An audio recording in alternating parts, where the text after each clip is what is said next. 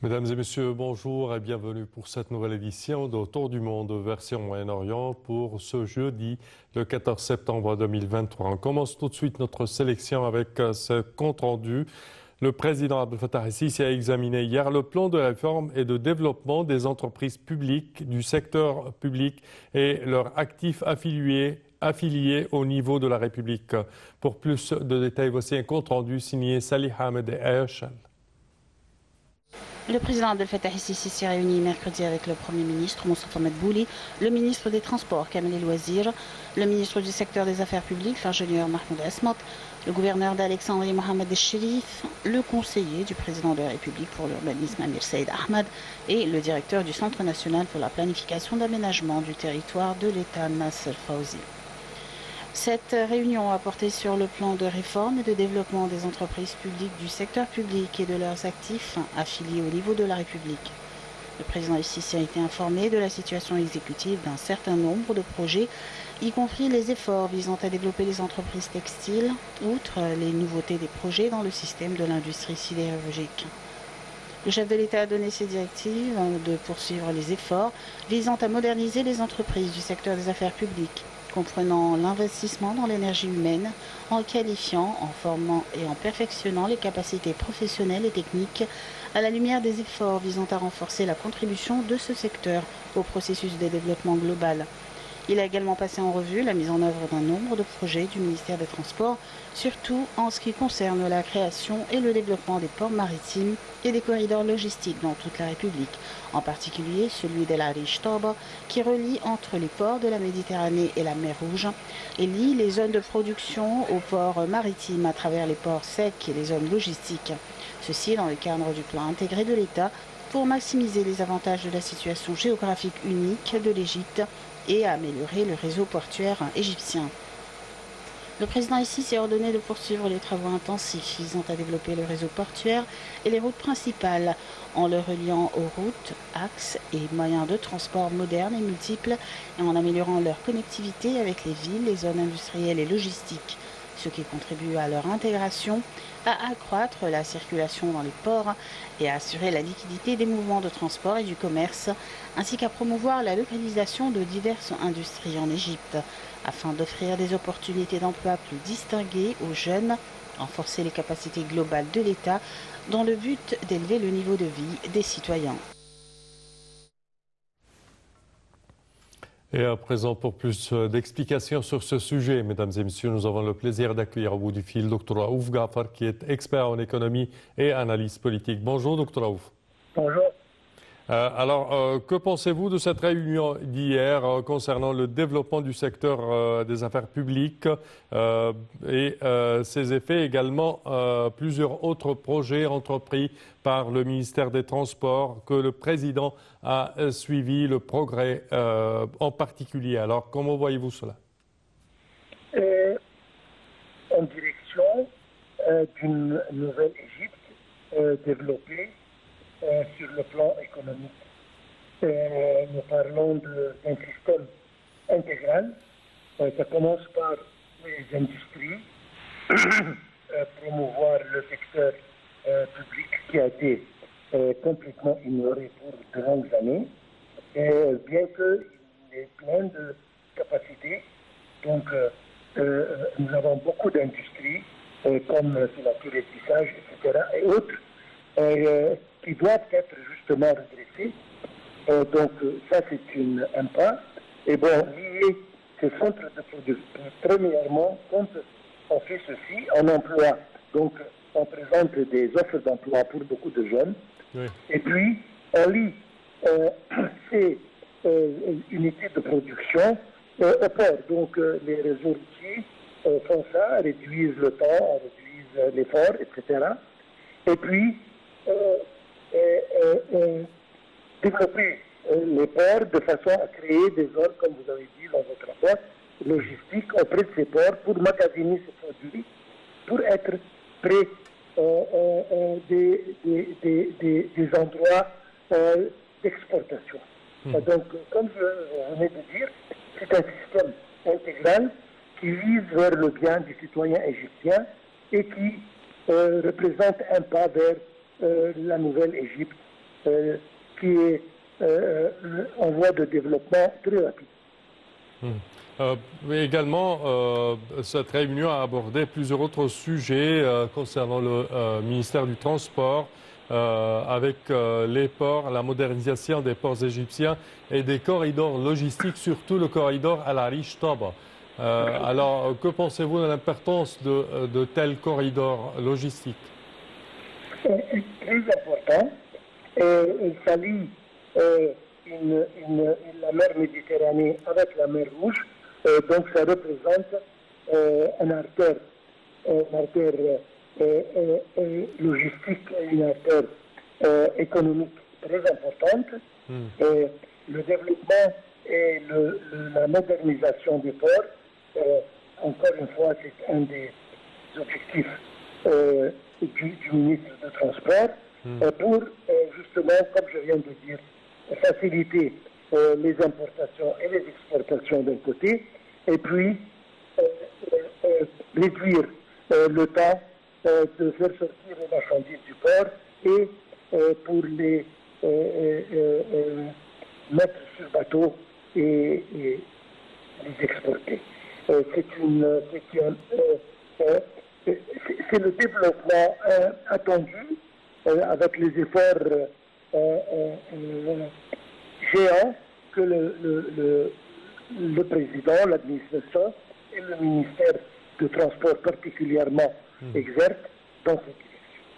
Parfait, Dr. Raouf Grafa, nous tenons à vous remercier de vos explications. Merci à vous. Et nous poursuivons, chers téléspectateurs, notre sélection avec cette information. La Libye est encore sous le choc après les inondations dévastatrices provoquées par la tempête Daniel qui ont fait des milliers de morts et de disparus dans la ville côtière de Derna, dans l'est du pays. Au moins 30 000 personnes qui vivaient dans cette ville de 100 000 habitants ont été déplacées, ainsi que 3 000 à Al-Baïda et plus de 2 000 à Benghazi, d'autres villes situées plus à l'ouest. C'est ce qu'a indiqué hier l'Organisation internationale pour les migrations, et les incertitudes demeurent sur le nombre exact de victimes de cette catastrophe. Ces images diffusées sur les réseaux sociaux montrent un paysage apocalyptique à Derna, avec des rues dévastées, des arbres fauchés, des bâtiments rasés et des voitures détruites et renversées, certaines encore ensevelies sous la boue. Des routes coupées, des éboulements de terrain et des inondations ont empêché les secours d'atteindre rapidement la population, qui a dû se débrouiller par des moyens rudimentaires pour récupérer des corps enterrés par des dizaines de fosses communes. Un responsable de la Fédération internationale des sociétés de la Croix-Rouge et du Croissant-Rouge a fait état, lui, d'un nombre énorme de morts qui pourrait se compter en milliers, avec 10 000 disparus. Et nous passons au dossier marocain. Le Maroc a également été victime de catastrophes naturelles. Des survivants du séisme ayant frappé le centre de ce pays patientent dans une immense file d'attente pour recevoir de l'aide après avoir perdu leur logement. Mais la modeste tente jaune qu'ils obtiennent témoigne de la précarité de leur sort. Les camps de tentes qui commencent à apparaître près des maisons détruites ou fortement endommagées montrent que l'aide arrive, mais laissent les survivants dans l'incertitude quant à leur sort. Le tremblement de terre qui a secoué la région du Haut-Atlas le 8 septembre a fait plus de 2900 morts selon le dernier bilan en date. Les convois d'aide privés gérés par des particuliers ou des associations sont arrivés nombreux au point de congestionner les routes étroites de la région, mais d'autres villages sont trop difficiles d'accès pour que les convois y parviennent. Et sous les directives du président de la République, Abdel Fattah el-Sisi, l'Égypte a déclaré 3 jours de deuil en signe de solidarité avec nos frères du Maroc et de la Libye pour les victimes du tremblement de terre et de la tempête qui ont frappé ces deux pays d'Afrique du Nord ces derniers jours. Le président el-Sisi a donné des directives aux forces armées égyptiennes pour qu'elles fournissent une aide humanitaire immédiate alors que le ministre des Affaires étrangères, Sameh Choukri, a réaffirmé le soutien et la pleine solidarité de l'Égypte avec le Maroc à la suite du tremblement de terre qui a fait des milliers de morts et de blessés lors de son appel téléphonique avec son homologue marocain Nasser Bourita. Le président de la Chambre égyptienne des députés, Hanaf El-Ghebali, a également présenté ses sincères condoléances au Maroc et à la Libye, de même que le mufti d'Égypte, Dr Shawqi Allam, s'est joint à ses condoléances. Le ministère égyptien des donations religieuses a alloué 30 millions de livres égyptiennes de son budget dans le cadre d'un vaste programme d'aide fourni par l'État égyptien réparti à part égale entre le Maroc et la Libye et la Slovénie après les inondations dévastatrices dans ce pays des Balkans. L'Arabie saoudite a exprimé sa solidarité avec la Libye et son peuple frère, de même que les Émirats arabes unis qui a envoyé des secours d'urgence ainsi que d'équipes de recherche et de sauvetage, de même que la Jordanie, l'Irak, le Koweït et la Tunisie.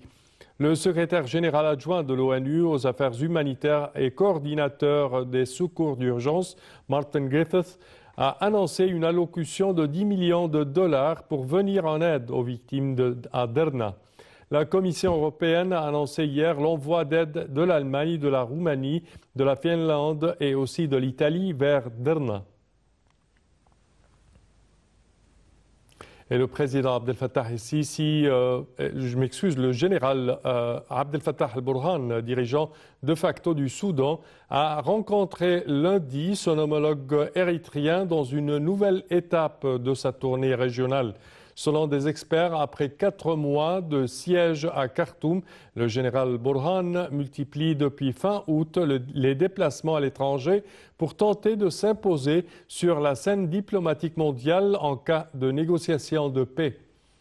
Début septembre, toutefois, le général al-Burhan avait annoncé depuis Kassala, l'État qui borde l'Érythrée, la réouverture des postes frontières, un signe d'ouverture, mais aussi de reprise en main sécuritaire d'une ligne de démarcation connue de longue date pour sa porosité.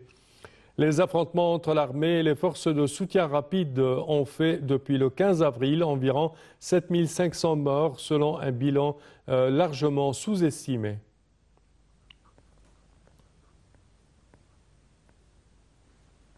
Et 2 soldats syriens ont été tués hier dans un raid israélien contre leur position dans l'ouest du pays. C'est ce qu'a annoncé l'agence de presse officielle syrienne Sana. Et une ONG a fait état d'un 3e mort après qu'un dépôt du Hezbollah libanais a été visé. À 14h22 GMT, Israël a mené des frappes depuis la mer Méditerranée, ciblant certains de nos sites de défense antiaérienne à Tartous. C'est ce qu'a indiqué Sana, citant une source militaire.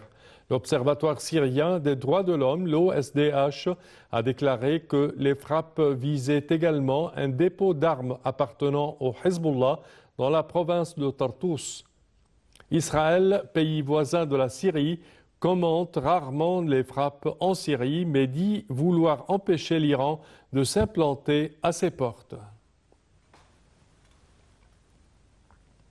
Et ceci conclut, chers téléspectateurs, notre édition d'aujourd'hui de Tour du Monde version Moyen-Orient. Je vous remercie de votre attention et je vous donne rendez-vous la semaine prochaine à la même heure. Au revoir.